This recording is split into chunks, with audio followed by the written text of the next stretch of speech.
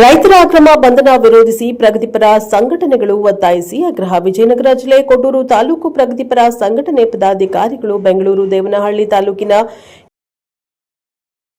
ಭೂಸ್ವಾಧೀನ ವಿರೋಧಿಸಿ ನಡೆದ ಚಳುವಳಿಯಲ್ಲಿ ಯಾವುದೇ ಮುನ್ಸೂಚನೆ ಕೊಡದೆ ಕರ್ತವ್ಯ ಲೋಪವೆಸಗಿ ಅಕ್ರಮ ಮತ್ತು ಅಮಾನುಷವಾಗಿ ದೌರ್ಜನ್ಯ ನಡೆಸಿ ಧರಣಿ ನಿರತರನ್ನ ಬಂಧನ ಮಾಡಿರುವ ಪೊಲೀಸ್ ಉಪ ಆಯುಕ್ತರಾದ ಸಚಿತ್ ಕುಮಾರ್ ಅವರನ್ನ ಈ ಕೂಡಲೇ ಅಮಾನತುಗೊಳಿಸಬೇಕು ಹಾಗೂ ಚನ್ನರಾಯಪಟ್ಟಣ ಹೋಬಳಿಯ 13 ಹಳ್ಳಿಗಳ ಭೂಸ್ವಾಧೀನ ಕೈಬಿಟ್ಟು ಅಲ್ಲಿನ ರೈತರು ಭೂಮಿ ಅವರಿಗೆ ಉಳಿಸಬೇಕು. ಶೀಘ್ರ ಈ ಬಗ್ಗೆ ಅವರು ಸಭೆ ಕರೆದು ಈ ಸಮಸ್ಯೆಯನ್ನು ರೈತರ ಪರವಾಗಿ ಬಗೆಹರಿಸಬೇಕೆಂದರು. ಈ ಮೂಲಕ ಒತ್ತಾಯಿಸುತ್ತೇವೆ ಎಂದು ಕರ್ನಾಟಕ ರಾಜ್ಯ ರೈತ ಸಂಘ ಪ್ರಧಾನ ಕಾರ್ಯದರ್ಶಿ ಗುಡಿಯಾರ್ ಮಲ್ಲಿಕಾರ್ಜುನ್, ಅಖಿಲ ಕರ್ನಾಟಕ ಕಿಸಾನ್ ಜಾಗೃತಿ ಸಂಘ ಜಿಲ್ಲಾ ಉಪಾಧ್ಯಕ್ಷ ಜಂಬೂರು ಮರುಳಸಿದ್ದ, ಸಿಪಿಐಎಂಎಲ್ ಲಿಬರೇಷನ್ ಪಕ್ಷದ ಜಿಲ್ಲಾ ಸದಸ್ಯ ಬಾಲಗಂಗಾಧರ್, ಲಿಬರೇಷನ್ ಪಕ್ಷದ ತಾಲೂಕು ಕಾರ್ಯದರ್ಶಿ ಕೆ ಅಜ್ಜಪ್ಪ, ಕರ್ನಾಟಕ ರಾಜ್ಯ ರೈತ ಸಂಘ ಹಸಿರು ಸೇನೆ ರಾಜ್ಯ ಉಪಾಧ್ಯಕ್ಷ ಎನ್ ಬರಮಣ್ಣ, ರೈತ ಮುಖಂಡರಾದ ಚಪ್ಪರದಹಳ್ಳಿ ಕೊಟ್ರೇಶಪ್ಪ, ಕೆಎಸ್ ಜಯಪ್ರಕಾಶ್ ನಾಯ್ಕ ರವರುಗಳು ಮಾತನಾಡಿ, ಪಟ್ಟಣದ ತಹಶೀಲ್ದಾರ್ ಕಚೇರಿ ಮುಂಭಾಗದಲ್ಲಿ ಸರ್ಕಾರಕ್ಕೆ ಮನವಿ ಸಲ್ಲಿಸಲು ತಹಶೀಲ್ದಾರ್ ಅಮರೇಶ್ ಜಿಕೆ ರವರಿಗೆ ಮನವಿ ಪತ್ರ ನೀಡಿ ಒತ್ತಾಯಿಸಿ ಆಗ್ರಹಿಸಿದರು. ಈ ಸಂದರ್ಭದಲ್ಲಿ ಪ್ರಗತಿಪರ ಸಂಘಟನೆಗಳ ಎಲ್ಲಾ ಪದಾಧಿಕಾರಿಗಳು, ಸದಸ್ಯರು, ಮಹಿಳೆಯರು ಇದ್ದರು. Bureau report, Chikkateri Jayappa, Praja Power TV, Vijayanagara. Sachit Kumar ಅಂತೇಳಿ ಆ ಸಚಿತ್ ಕುಮಾರ್ಗೆ ನಾವು ಮಾಧ್ಯಮ ಮುಖಾಂತರ ಪ್ರಶ್ನೆ ಮಾಡ್ತೀವಿ. ನಿಮ್ಗೆ ಏನಾದ್ರೂ ಕಾನೂನು ಗೊತ್ತಿದ್ರೆ, ಸಂವಿಧಾನ ಗೊತ್ತಿದ್ರೆ, ಒಬ್ಬ ಮಹಿಳೆಯನ್ನ ಯಾರು ಅರೆಸ್ಟ್ ಮಾಡ್ಬೇಕಂತ ಏನಾದ್ರು ಸ್ವಲ್ಪ ಕನಿಷ್ಠ ಜ್ಞಾನ ಆದ್ರೂ ನಿಮಗೆ ಆಯ್ತಾ ಅಂತ ನಾವು ಈ ಸಂದರ್ಭದಲ್ಲಿ ನಿಮ್ಮನ್ನ ಕೇಳ್ತಾ ಇದೀವಿ. ಆಮೇಲೆ ಎರಡನೇದು, ಮಾನ್ಯ ಮುಖ್ಯಮಂತ್ರಿಗಳೇ, ಭೂಮಿ ಒಡೆಯ ಕಾನೂನು ರಚನೆ ಮಾಡಿದವರು ಯಾರು? ಈ ಕಾನೂನು ರಚನೆ ಮಾಡಿದವರು ಯಾರು? ನಿಮ್ಮ ಪಕ್ಷದವರು, ನಿಮ್ಮ ವರಿಷ್ಠರಾದ ಇಂದಿರಾ ಗಾಂಧಿ. ಅವತ್ತೇನು 68, 77 ಕಾನೂನು ಏನ್ ತೆಗೆದ್ರಿ ನೀವು, ಆ ಕಾನೂನ ಉಲ್ಲಂಘನೆ ಮಾಡ್ತಾ ಇರೋದು ನೀವು. ಸಂವಿಧಾನ ವಿರೋಧಿ ಕೆಲಸ ಮಾಡ್ತಾ ಇದ್ರಿ. ಈ ಬಿಜೆಪಿ ಅವರು ಎಷ್ಟೋ ಉತ್ತಮ, ಆ ಬಿಜೆಪಿ ಅವ್ರಿಗಿಂತ ನಿಮ್ಮ ಕೆಟ್ಟ ಮೃಗ ಮನಸ್ಸು ಅಂತ ಈ ಸಂದರ್ಭದಲ್ಲಿ ಹೇಳಿ ಬಯಸ್ತೀವಿ. ಈ ಉಳುವನೆ ಒಡೆಯ ಕಾನೂನಲ್ಲಿ ಅವರು ನಮ್ಮಲ್ಲಿ ಇರ್ತಕ್ಕಂಥ 1771 ಎಕರೆ ಉಳುಮೆ ಮಾಡ್ತಾ ಇದ್ದಾರೆ. ನೀವು ಇವತ್ತು ITBT ಅವರಿಗೆ ನಿಮಗೆ ಆ ಕಾನೂನು ಅರಿವಿಲ್ದಂಗೆ ಅವರಿಗೆ ಪರ್ಮಿಷನ್ ಕೊಡ್ತೀರಿ, ನೀವು ಆ JCB ತಗೊಂಡು ಪ್ರಯೋಗ ಮಾಡ್ತೀರಿ. ನೀವು ನಿಮ್ಮ ಈ ಒಂದು ಕೆಟ್ಟ ಮನಸ್ಸಿನ ಏನು ಒಂದು ಆ ಯೋಜನೆ ಐತಲ್ಲ, ಅದನ್ನ ನಮ್ಮ ಕರ್ನಾಟಕ ರಾಜ್ಯ ರೈತ ಸಂಘ ಖಂಡನೆ ಮಾಡ್ತೈತಿ ಮತ್ತು ಪ್ರಗತಿಪರ ಸಂಘಟನೆಗಳು ಖಂಡನೆ ಮಾಡಿ ಇವತ್ತು ನಾವು ಮಾನ್ಯ ತಹಸೀಲ್ದಾರ್ ಮುಖಾಂತರ ಮನವಿ ಕೊಡಕ್ಕೆ ನಿರ್ಧಾರ ಮಾಡಿದ್ದೀವಿ. ಏನೇ ಇರಲಿ ಮಾನ್ಯ ಮುಖ್ಯಮಂತ್ರಿಗಳೇ, ನೀವು ಒಬ್ಬ ಸಂವಿಧಾನದ ಬಗ್ಗೆ ವಿವರವಾಗಿ ಹೇಳ್ಬೇಕಂತ ಬಂಧುಗಳೇ, ಈ ದಿನ ನಮ್ಮ ಸರ್ಕಾರ ಹಸಿದು ಅನ್ನ ಕೊಡುವ ರೈತನ ಭೂಮಿಯನ್ನು ಕಬಳಿಸುವ ಒಂದು ಹಕ್ಕಂತಂದಿರತಕ್ಕಂಥದ್ದು ಬಹಳ ನಿಖರವಾಗಿ ನಾವು ಹೇಳ್ತಾ ಇದ್ದೀವಿ.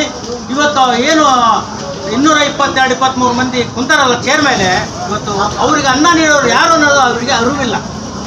ಆ ಅರಿವನ್ನು ಅವರು ಗೊತ್ತಿದ್ರೆ ಇವತ್ತು ಸಾಗುವಳಿ ಮಾಡಿರ್ತಕ್ಕಂಥ ಭೂಮಿಗಳನ್ನು ಕೇವಲ ಖಾಸಗಿ ಕಂಪನಿಗಳಿಗೆ ಮಾರಾಟ ಮಾಡ್ತಿದ್ದಿಲ್ಲ. ಅಲ್ಲಿ ದಾವಣಗೆರೆಯಲ್ಲಿ ಹಂಗೆ ಮಾಡ್ತಿದ್ದಾರೆ, ದೇವನಹಳ್ಳಿಗೆ ಹಂಗೆ ಮಾಡ್ತಿದ್ದಾರೆ. ಇನ್ನು ಮುಂದೆ ಹಸಿದವರಿಗೆ ಅನ್ನ ಕೊಡೋರು ಯಾರು ಅಂತ ಒಂದು ರೈತ. ಈಗ ಆಗಲೇ ನಮ್ಮ ಸ್ನೇಹಿತ ಹೇಳ್ದ, ಒಬ್ಬ ಮಹಿಳೆಯನ್ನು ಅರೆಸ್ಟ್ ಮಾಡುವಾಗ ಒಬ್ಬ ಮಹಿಳೆ ಇರಬೇಕಂತ ಅತ್ಯಂತ ಕಾನೂನು ಪೂರಕವಾಗಿ ಇರ್ತಕ್ಕಂಥ ಈ ಕಾನೂನು ಉಲ್ಲಂಘನೆ ಮಾಡ್ತಿದ್ದಾರೆ. ಮಾನ್ಯ ಅಂಬೇಡ್ಕರ್ ಅವರು ಬರೆದಿರ್ತಕ್ಕಂಥ ಒಂದು ಕಾನೂನು ಸತ್ಯವಾಗಿ ಅದನ್ನು ನಡ್ಕೊಳ್ಬೇಕು. ಅದನ್ನು ನಡ್ಕೊಂಡು ಮಾತ್ರ ಇವತ್ತು ದಲಿತ ಪರ ಮತ್ತು ರೈತ ಪರ, ಕಾರ್ಮಿಕರ ಪರ ಹೋರಾಟ ಮಾಡ್ತಾರೆ ಇವರು. ಅವರಿಗೆ ಅವರ ಬಗ್ಗೆ ಕಿಂಚತ್ತು ಇವರಿಗೆ ಇದೆ ಅಂತ ತಿಳ್ಕೊಳ್ತೀವಿ ಅಂತ ಒಂದು ಉದ್ದೇಶ ಈಗ ನಡೆದಿದೆ. ಇದರಿಂದ ನಮಗಂತೂ ಭಾಳ ನಿನ್ನೆ ಯಾರು ನೀರು ಕೊಡೋಲ್ಲ, ನಮ್ಮರು ಯಾರು ಊಟ ಕೂಡ ಮಾಡಿಲ್ಲ, ಉಪವಾಸ ಸತ್ಯಾಗ್ರಹ ಮಾಡೋಣ ಅಂತ ಇತ್ತು ಇವತ್ತು. ಆದರೆ ಮನವಿ ಕೊಟ್ಟು ಅಷ್ಟೊಂದು ಸರಿ ಮನವಿ ಕೊಡೋಣ, ಇದಕ್ಕೆಲ್ಲ ಸ್ಪಂದಿಸಿದ್ರ ಮುಂದಿನ ದಿನದಲ್ಲಿ ಹೋರಾಟ ಮತ್ತು ಉಪವಾಸ ಸತ್ಯಾಗ್ರಹ ನಾವು ಮಾಡ್ತೀವಿ ಅಂತ ಈ ಮೂಲಕ ಹೇಳ್ತಾ ನನಗೆ ಅವಕಾಶ ಕೊಟ್ಟಂತ ಎಲ್ಲ ನನ್ನ ರೈತ ಬಂಧುಗಳಿಗೆ ನನ್ನ ಧನ್ಯವಾದಗಳು. ರೈತ ವಿರೋಧಿ ಏನು ಮಾನ್ಯ ಮುಖ್ಯಮಂತ್ರಿ ಸಿದ್ದರಾಮಯ್ಯನವರೇ, ನೀವು ರೈತ ಚಳವಳಿಯಿಂದ ಬಂದಿದ್ದಂತ ನೆನಪಿಡ್ಕೋಬೇಕು. ಏನು ದೇವನಹಳ್ಳಿ 13 ಹಳ್ಳಿ ಜನ 1 ಎಕರೆ ಇರ್ಬೋದು, 2 ಎಕರೆ ಇರ್ಬೋದು, ಅವ್ರೇನು ಒಕ್ಕಲಿಗ ಸಹ ಕೆಲಸ ಮಾಡ್ತೀರಿ. ಯಾರಿಗೆ ಕಾಂಟ್ರಾಕ್ಟ್ ಕೊಟ್ಟ ಭೂಮಿನ ಆ ಹಳ್ಳಿನ ತೀರಾ ಆ ರೈತ ಕುಟುಂಬಕ್ಕೆ ಅನ್ಯಾಯ ಮಾಡ್ತಿದ್ದೀರಿ. 1177 ದಿನ ಅಲ್ಲಿ ನಿರಂತರವಾಗಿ ರೈತರು ಹೋರಾಟ ಮಾಡ್ಕೊಂತ ಬಂದರೆ ರಕ್ತ ಕೊಟ್ಟು ಆ ಭೂಮಿ ಬಿಡಕ್ಕಲ್ಲ ಅಂತ ರೈತರು ಪಟ್ಟಿಡಿದ್ದಾರೆ. ಇಡೀ ಕರ್ನಾಟಕದ ರೈತರ ಪ್ರಗತಿಪರ ಮತ್ತು ಎಲ್ಲ ಸಂಘ ಒಕ್ಕೂರಲಿಂದ ನಾವು ಹೋರಾಟ ಮಾಡ್ತಿದ್ದೇವೆ.